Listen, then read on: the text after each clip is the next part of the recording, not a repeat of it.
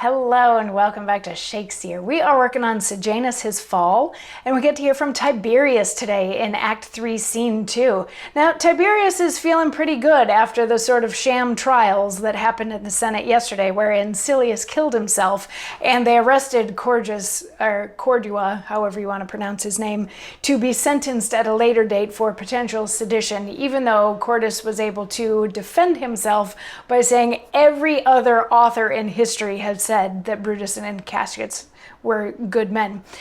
So with that all happening, Tiberius then meets with Sejanus in Act 3, Scene 2 to sort of figure out what's next.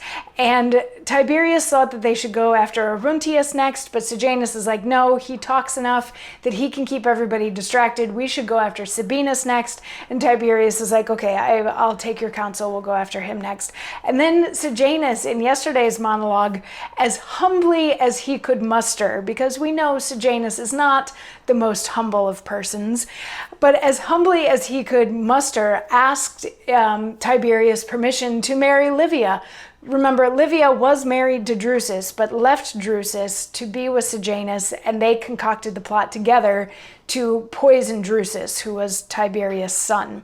So Sejanus asked for permission to now marry Livia, or at least said, if the plan is to marry Livia off to somebody, could I be kept in consideration? He's like, it won't interfere with my work. I will be your servant forever. This would elevate my children's status, though, so that could be a good thing for my family moving forward.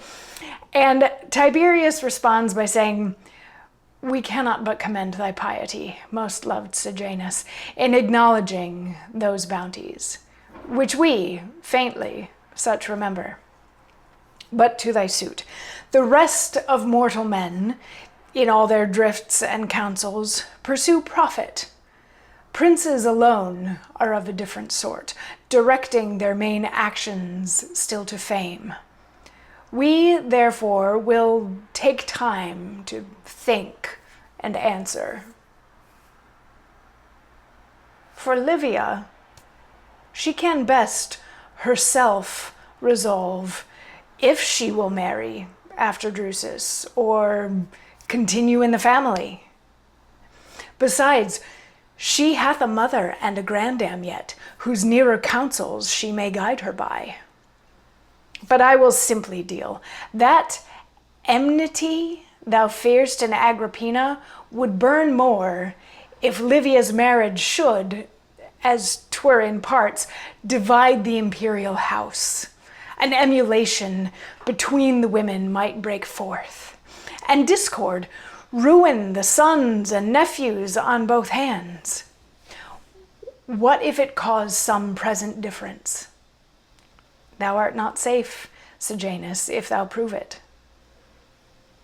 Canst thou believe that Livia, first the wife to Caius Caesar, then my Drusus, now will be contented to grow old with thee, born but a private gentleman of Rome, and raise thee with her loss, if not her shame?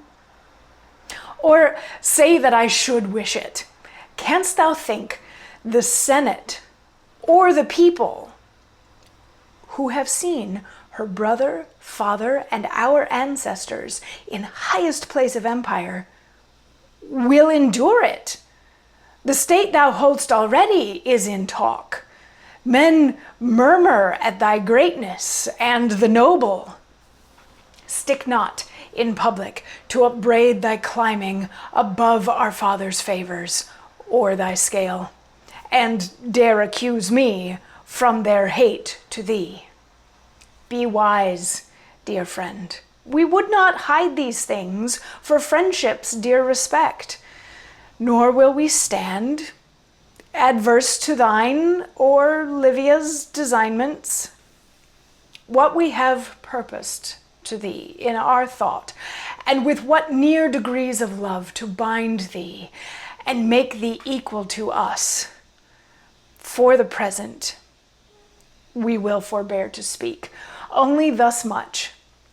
Believe, our loved Sejanus, we not know that height in blood or honor which thy virtue and mind to us may not aspire with merit.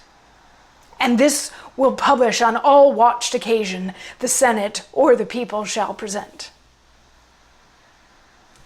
So this is sort of a masterful compliment sandwich going on here, full of bad news for Sejanus. So Tiberius starts out saying, like, you're a good man, and thank you for thinking of these things, and I remember that you've been good to me, and you always have been, but let's talk about this for a second. He's like, most mortal men, he says, meaning that Sejanus is mortal, because Sejanus is not of noble birth. He's like, most mortal men want money. It's only like princes that think about fame and that sort of thing. So he's like, it's a little bit weird that you're thinking about that. And he's like, let me think about this for a minute.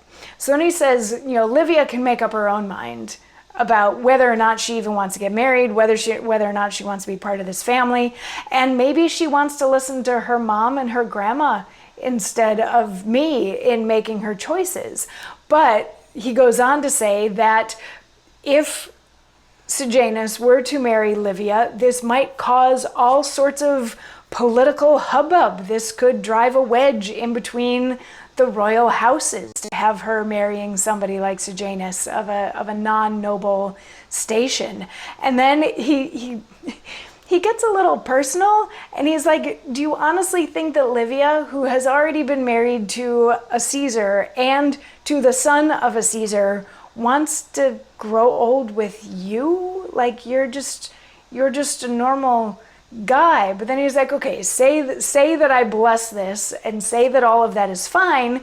Do you think the Senate is going to go for it? Do you think the general people are going to go for it? And then he gets really personal, saying that the general population is already suspicious of the amount of power and clout that Sejanus has, because again, he's not noble born, but he's like second in command. He's right behind Tiberius in terms of having power. And he's like, maybe we shouldn't be looking to grow so much beyond our own station in cases like this. And then he brings everything back, and he's like, okay, he's like, if we weren't good friends, I wouldn't be saying any of this to you. And if you and Livia want to get married, like, I'm not going to stand in the way of that, but I'm not going to go out of my way to bless it. But I do think very highly of you. And I think so highly of you, I'm not going to say any of it right now, but just know that I think that you can do anything, and I have your back